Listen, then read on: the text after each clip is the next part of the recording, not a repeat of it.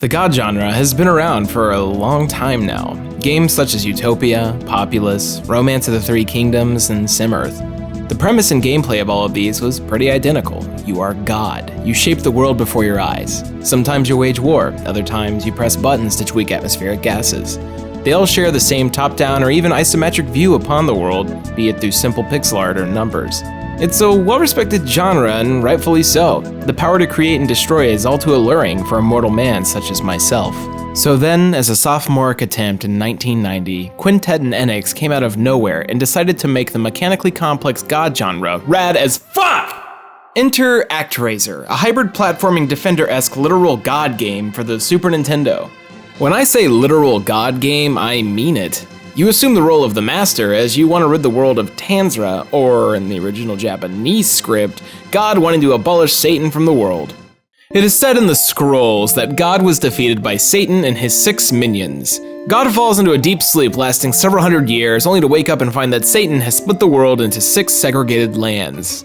God's a bit pissed to find out that he, or she, whatever, is woken up to find out that all of their power has been lost due to a lack of faith. I mean, shit, if I wasn't out there performing miracles daily, I'm sure people would forget about me as well. So there's our setup. Reach out, young one, and extend the hand of God to the 6 lands of... where am I? Now, when you finally take control, we're seeing through God's eyes. An angel that looks oddly like Cupid is floating in front of us, telling us that shit's gone to literal hell and that it's time to go beat some monsters up. We can travel the planet via Sky's Sanctuary, but for now, the only accessible destination is Fillmore. So after a sexy display of Mode 7, we're taken down to the mortal grounds. So how does a god fight demons? He's gotta possess a statue with the Holy Spirit and shove his steel blade into people's faces. Yeah, here's a god game with all kinds of platforming action and some kick-ass music to boot. In fact, that's gonna be the first thing you'll hear when the game starts. Motherfucking Yuzo Koshiro! So while kicking out all the jams, you're jumping around slicing dudes and enjoying the tight controls. It's very similar to Castlevania in its simplicity, yet gives more advanced players the precision necessary to find secrets and get that score up for some reason. After cheesing the hell out of the boss, we're thrown into a new gameplay style. You remember earlier when I was talking about God genre games, you nerds? Well, here you go.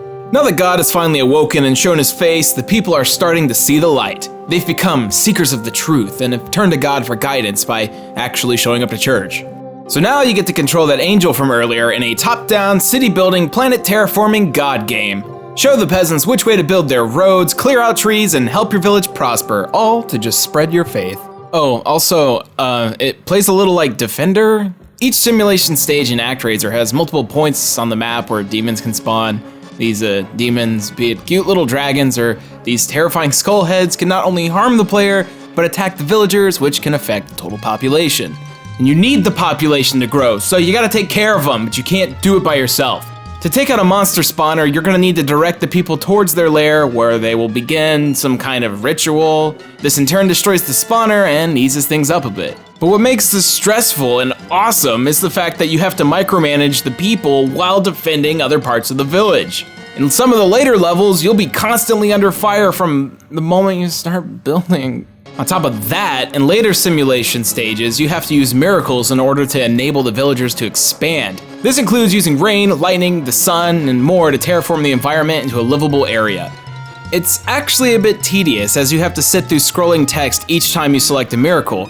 That was one of my only qualms with this game until I realized more than halfway through that I can speed messages up so I don't have to sit through message prompts every time I want to make it rain! After your population reaches a certain size, the people will start coming to you for advice or quests.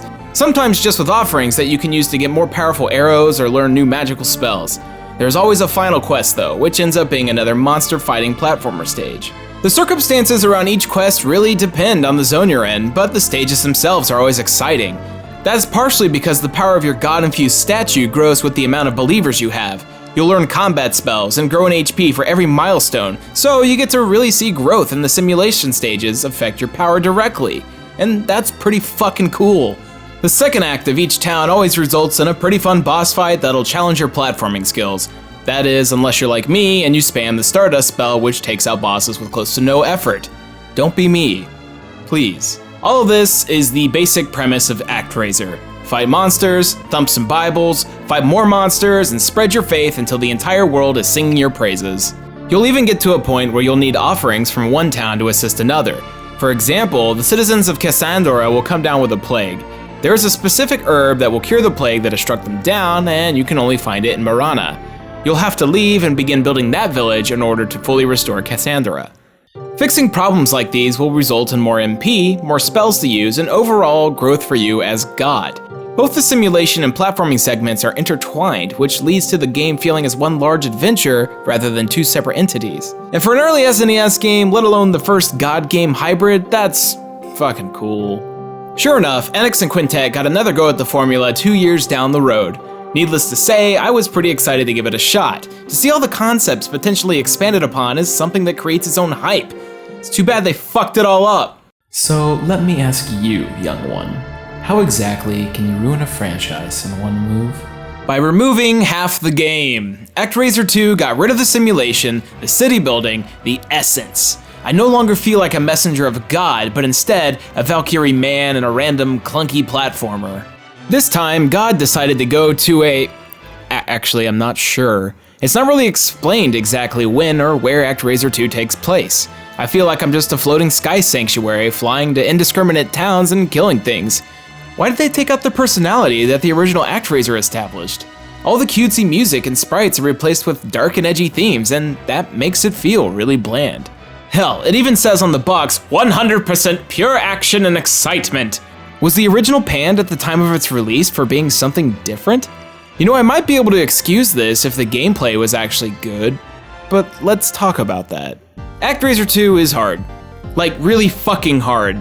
Rather than having quick and responsive controls like the original, they made you slow and more combo-centric. Granted, it's cool to be able to block in multiple directions and angle your attacks.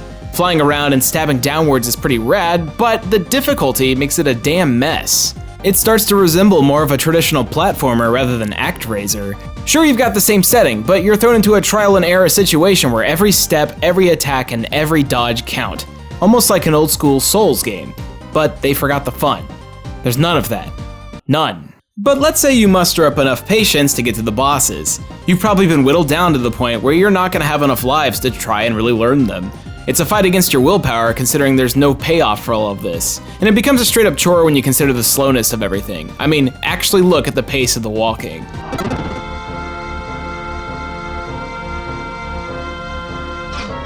Besides having the pacing of a Tales of game, ActRaiser 2 is difficult enough to the point where even after playing it for a while, I could only beat one of the 7 stages that I tried. Just one. I didn't have the patience for it considering they took out the most endearing part of the first one. Fucking dicks. Sadly, Quintet never gave ActRaiser another shot. The general consensus is that ActRaiser 2 is awful, and I'm inclined to agree. On the other hand, the original is heralded as one of the best games on the Super Nintendo.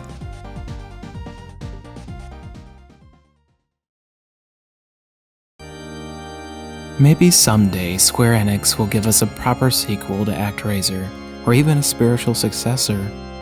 This day may never come, but we will be patient. For now, I must go back into rest. Farewell, my people, my children.